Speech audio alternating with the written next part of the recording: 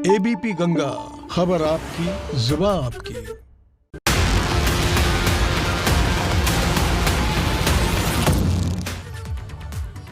Break के बाद स्वागत है आपका और अब बात प्राइम टाइम में किसान आंदोलन की। कृषि कानून के विरोध में किसान पिछले 47 दिन से आंदोलन कर रहे हैं। अब तक किसानों और सरकार के बीच कृषि कानून को लेकर 8वें दौर की बात हो चुकी है, लेकिन बात बनने की जगह हर बार बिगड़ती नजर आई। किसान तीनों कृषि कानून को रद्द किए जाने की मांग पर अड़े हुए हैं, तो दूसरी तरफ सरकार साफ कह चुकी है कि कानून रद्द नहीं होंगे, लेकिन जिन मुद्दों पर किसानों को आपत्ति है उनका समाधान करने के लिए तैयार हैं। लेकिन किसान समाधान नहीं, पूरा का पूरा कानून रद्द करवाना चाहते हैं। किसानों की मांग है कि सरकार जो तीनों कृषि कानून लेकर आई है वो किसान विरोधी हैं, उन्हें रद्द किया जाए।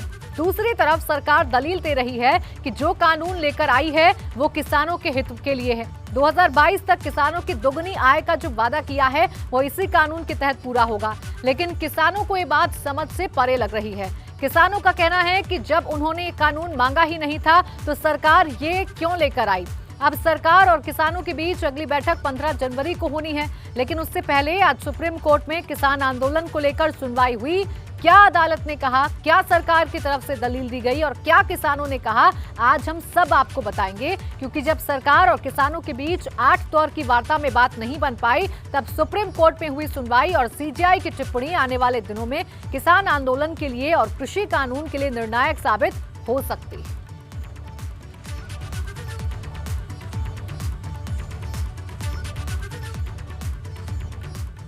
तो आज कृषि कानून को लेकर सुप्रीम कोर्ट में करीब 2 घंटे सुनवाई हुई, जिसमें सरकार के रवैये पर सवाल उठाते हुए सीजेआई एसएस बोबड़े ने कहा कि किसान आंदोलन को आप सही तरीके से हैंडल नहीं कर रहे हैं। अब हमें कुछ एक्शन लेना पड़ेगा। हमें नहीं पता कि सरकार की किसानों से क्या बातचीत चल रही है। हम नहीं जानते कि आप समाधान का हिस्सा हैं या समस्या का। क्या कृषि कानून कुछ समय के लिए रोके नहीं जा सकते? सीजेआई की इस तल्ख टिप्पणी के बाद सरकार के वकील और अटॉर्नी जनरल के वेणुगोपाल बोले और सुप्रीम कोर्ट के पुराने फैसलों की दलील दी और कहा कि अदालतें कानूनों पर रोक नहीं लगा सकती और तब तक रोक नहीं लगा सकती जब तक कि ये साफ ना हो जाए कि कानून नियमों की अनदेखी कर लागू किया गया और इससे लोगों के अधिकारों का हनन होता है। इस पर जवाब देते हुए सीजेआई एसएस बोबड़े ने कहा कि हम कानून पर रोक नहीं लगा रहे हैं, लेकिन उनके अमल होने पर रोक लगा रहे हैं।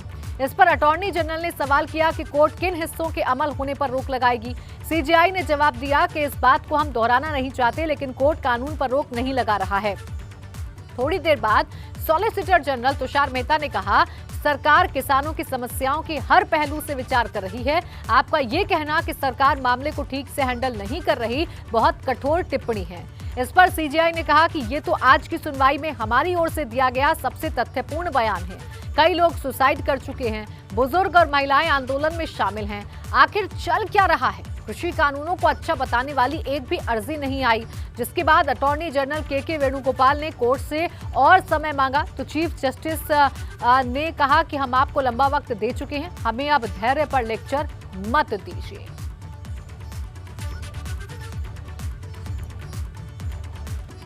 तो देखिए, आज तीखे सवाल सुप्रीम कोर्ट ने पूछे हैं सरकार से और सरकार से कहा है कि आप इस मसले को ठीक से हल नहीं कर पा रहे हैं, हैंडल नहीं कर रहे हैं। हालांकि सरकार की तरफ से जरूर कहा गया कि ये तल्ख टिप्पणी सुप्रीम कोर्ट की तरफ से की जा रही है और पुराने फैसलों का संदर्भ देते हुए कहा गया कि सुप्रीम कोर्ट किसी भी कानून पर रोक नहीं लगा सकता है।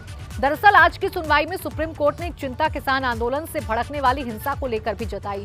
सीजेआई ने कहा कि अभी सब कुछ शांतिपूर्ण तरीके से हो रहा है, लेकिन अगर कुछ गलत हुआ तो हम सभी जिम्मेदार होंगे, लेकिन हम नहीं चाहते कि किसी तरह के खून खराबे का कलंक हम पर लगे।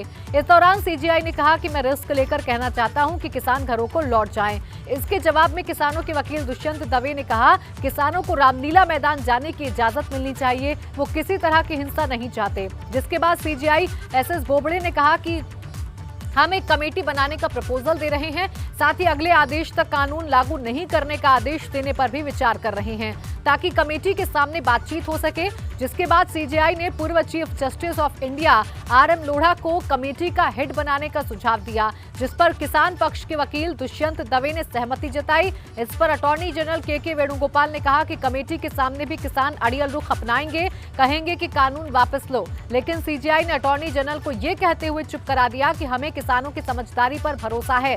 सुप्रीम कोर्ट ने सरकार से कमेटी बनाने के नाम मांगे, जिस पर सॉलिसिटर जनरल तुषार मेहता ने कहा कि कल तक नाम सौंप दिए जाएंगे। ऐसे में बिना आदेश पास किए ही आज की सुनवाई खत्म हो गई। लेकिन बड़ा सवाल यह है कि क्या सुप्रीम कोर्ट से किसान आंदोलन का रास्ता निकलेगा, क्योंकि किसान आंदोलन को लेकर भले ही सरकार और किसानों के बीच 8 दौर की बैठक में कोई बात नहीं बन पाई हो, लेकिन सुप्रीम कोर्ट की टिप्पणी लगातार आ रही है। 16 दिसंबर को सुप्रीम कोर्ट ने कहा था कि अगर किसानों के मुद्दे हल नहीं हुए तो ये राष्ट्रीय मुद्दा बन जाएगा, जिसके बाद 6 जनवरी को सुप्रीम कोर्ट ने कहा कि हम किसानों की हालत समझते हैं। इसके बाद 7 जनवरी को तबलीगी जमात मामले में सुनवाई के दौरान कोर्ट ने चिंता जताते हुए कहा कि किसान आंदोलन के चलते कहीं मरकज जैसे हालात न बन जाए। सरकार किसानों की सुरक्षा के लिए क्या कदम उठा रही है, और अब आज की सुनवाई में सुप्रीम कोर्ट साफ कर चुका है कि किसान आंदोलन पर उसकी पूरी नजर बनी हुई है। नहीं बैठेंगे जब तक समाधान नहीं होता, कहाँ जाएंगे हम भाई? खेत में तो आमदनी रही नहीं। अब दिल्ली में हिसाब किताब हमारा है, वो हिसाब किताब लेने जा रहे, दिल्ली में जा रहे हिसाब किताब लेने। तो दिल्ली सरकार बता नहीं रही है। 26 जनवरी में आपने कहा ट्रैक्टर रैली निकालेंगे, काफी भारी संख्या में, और झंडा कराएंगे। हाँ, झंडा लेकर चलेंगे। झंडा क्यों, उस पर बैन है क्या देश में? तिरंगे पे बैन है कहीं?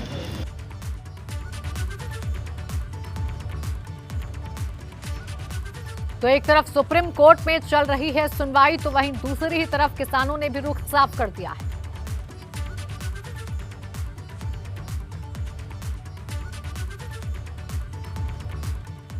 और आशीष पांडे सुप्रीम कोर्ट के वकील इस वक्त हमारे साथ जुड़ गए हैं, उनसे हम कानूनी दावपेच भी समझेंगे। बहुत स्वागत है आशीष पांडे जी आपका एबीपी गंगा पर। सबसे पहले मैं आपसे यही समझना चाहूंगी आसान भाषा में, ताकि लोग भी समझ पाएं, हमारे दर्शक समझ पाएं कि ये जो चल रही है सुनवाई सुप्रीम कोर्ट में, इसे किस तरीके से देखा जाए, क्या मायने निकाले जाएं और क्या कुछ संभावना है आगे? देखिए प्राची जी, मैं आपको सुन रहा था, आपकी ये बाइट चल रही थी, इसमें आपने कहा कि सुप्रीम कोर्ट से इसका समाधान निकलेगा। देखिए यहाँ पर ध्यान देने की बात यह है, सुप्रीम कोर्ट ने जिन शब्दों का प्रयोग किया वो शब्द थे कि आप समाधान ढूंढने में असफल रहे हैं अभी तक, सरकार को जिस समय फटकार पड़ रही थी। सुप्रीम कोर्ट का पूरा फोकस था सॉल्यूशन पर, कि आप इस इश्यू को रिजॉल्व कैसे करेंगे। सुप्रीम कोर्ट का फोकस इस चीज पर नहीं था कि इस पर हमको डिसीजन क्या देना है। देखिए एक अगर इसको दूसरी तरीके से देखें तो कॉन्स्टिट्यूशनैलिटी ऑफ दीज लॉज, इसको चैलेंज नहीं किया गया। जितनी भी पिटीशंस पड़ी हैं या सुप्रीम कोर्ट भी जिस चीज को सुन रही है, वो इस चीज को नहीं सुन रही है कि ये कानून असंवैधानिक हैं या इलीगल हैं या इन कानूनों को पास नहीं होना चाहिए। सुप्रीम कोर्ट का फोकस इस समय इस बात पर है कि एक सिचुएशन खड़ी हो गई है जो कि लॉ एंड ऑर्डर सिचुएशन में कन्वर्ट हो सकती है। इस चीज को देखते हुए सरकार को ऐसे कदम उठाने चाहिए, किसानों से बात करनी चाहिए कि इन समस्या का समाधान निकाला जा सके। देखिए सुप्रीम कोर्ट एक मुझको नहीं लगता कि उसकी मंशा ये रही होगी ये कहने की कि हम इसको डिसाइड करेंगे, we are expert on agriculture. जैसा कि उन्होंने सजेस्ट किया कि एक एक्सपर्ट कमेटी इस पर कॉन्स्टिट्यूट होगी और वो एक्सपर्ट कमेटी डिसाइड करेगी कि क्या होना चाहिए। अब होपफुली शायद कल इस तरीके का हम डिसीजन देख सकते हैं जहां पर एक एक्सपर्ट कमेटी कॉन्स्टिट्यूट होती है, और उसके बाद हम सब ये उम्मीद कर सकते हैं कि इस समस्या का कोई ना कोई समाधान शांतिपूर्वक जल्द से जल्द निकले। बिल्कुल। देखिए आशीष जी, आज जो दलीलें रखी गई, जैसा आपने कहा कि इस लॉ को लेकर कोई वो पिटीशन जो है वो दाखिल नहीं की गई है, इसकी फॉर्मेशन को लेकर कोई पिटीशन दाखिल नहीं की गई है। मैं आपसे ये समझना चाह रही हूँ कि आज जो दलीलें रखी गई हैं, चाहे वो सरकार की तरफ से रखी गई हों, किसानों की तरफ से रखी गई हों, और उस पर जो सुप्रीम कोर्ट ने टिप्पणी की है, उससे क्या कुछ समझ में आता है? क्या नाराजगी समझ में आती है सरकार के खिलाफ? उनकी नाराजगी जरूर समझ में आती है, लेकिन वो नाराजगी किस चीज को लेकर है, इस चीज को समझने की आवश्यकता है। सुप्रीम कोर्ट की नाराजगी इस चीज को लेकर कतई नहीं है कि ये लॉज कैसे पास हो गए। सुप्रीम कोर्ट की नाराजगी इस चीज को लेकर है कि सरकार ने पिछली बार सुप्रीम कोर्ट के द्वारा दिए गए सजेशंस के बावजूद अभी तक इस इश्यू को रिजॉल्व क्यों नहीं किया। सुप्रीम कोर्ट ने पिछली बार एक सजेशन दिया था कि इन कानूनों को तब तक होल्ड पर रखा जा सकता है जब तक कि किसानों और सरकार के बीच में बातचीत चल रही है। सरकार यहाँ पर इस मत की है कि इन कानूनों को होल्ड पर नहीं रखा जा सकता है, कि वो पीछे हटने के लिए तैयार नहीं है, और शायद इसी चीज को देखते हुए सुप्रीम कोर्ट की एक तल्ख टिप्पणी आ जाएगी।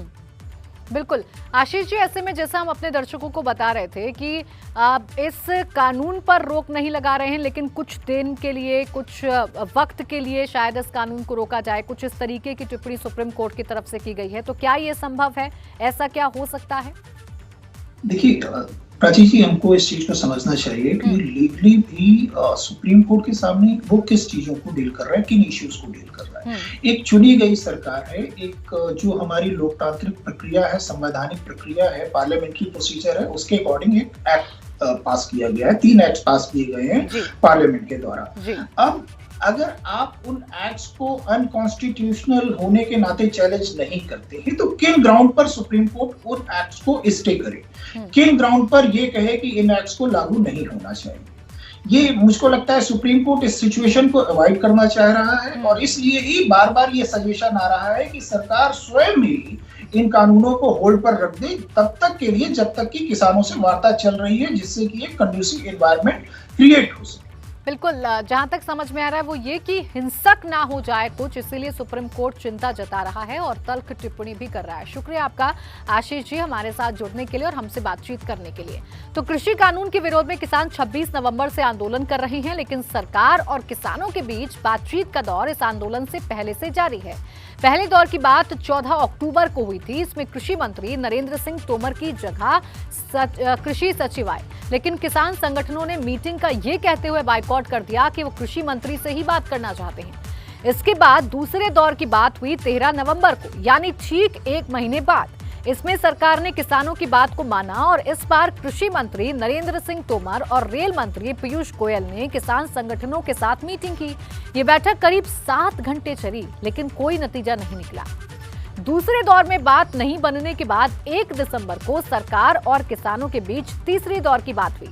ये मीटिंग करीब 3 घंटे चली। इसमें सरकार ने एक्सपर्ट कमेटी बनाने का सुझाव दिया, लेकिन किसान संगठन तीनों कृषि कानून रद्द करने की मांग पर अड़े रहे और ये बैठक भी बेनतीजा रही। फिर 3 दिसंबर को सरकार और किसान चौथी बार बातचीत की टेबल पर आमने सामने आए। इस बार बैठक 7.5 घंटे तक चली। सरकार ने वादा किया कि एमएसपी से कोई छेड़छाड़ नहीं होगी, लेकिन किसानों का कहना था कि सरकार एमएसपी पर गारंटी देने के साथ साथ तीनों कानूनों को रद्द कर दे, जिसके चलते फिर बात नहीं बनी। अगली बैठक 5 दिसंबर 2020 को हुई, 5वें दौर की बातचीत। इसमें सरकार एमएसपी पर लिखित गारंटी देने को तैयार हुई, लेकिन किसानों ने साफ कहा कि कानून रद्द करने पर सरकार हाँ या ना में जवाब दे, और फिर बात बिगड़ गई। फिर 30 दिसंबर को सरकार और किसानों के बीच छठे दौर की बात हुई। कृषि मंत्री नरेंद्र सिंह तोमर और रेल मंत्री पीयूष गोयल ने किसान संगठनों के 40 प्रतिनिधियों के साथ बैठक की, जिसमें किसानों की 4 मांगों में से 2 मुद्दों पर सहमति बनी, लेकिन 2 पर मतभेद कायम रहे और फिर बात बिगड़ गई। जो 7वें दौर की बातचीत हुई वो 4 जनवरी 2021 को हुई। सोचा कि पुराने साल का मसला नए साल पर तो सुलझ जाएगा। 4 घंटे चली बैठक में किसान कानून वापसी की मांग पर अड़े रहे, और जब मीटिंग खत्म हुई तो कृषि मंत्री नरेंद्र सिंह तोमर ने कहा कि ताली दोनों हाथों से बजती है। सरकार का साफ कहना था कि हम अगर 2 कदम पीछे हट रहे हैं तो किसान भी थोड़ा पीछे हटे। मतलब बार बार संवाद का मंथन होने के बाद भी अमृत नहीं निकला, जिसके बाद 8 जनवरी 2021 को विज्ञान भवन में सरकार और किसान 8वीं बार आमने सामने आए। टेबल पर बैठे बातचीत हुई। करीब 2.5 घंटे तक बातचीत हुई, लेकिन बात इस बार भी नहीं बनी, बल्कि इस बार सरकार और किसानों के बीच तल्खी और भी ज्यादा खुलकर सामने आ गई। अब देखने वाली बात यह होगी कि जो 9वीं दौर की बातचीत होगी, क्या उसमें कोई समाधान निकलेगा।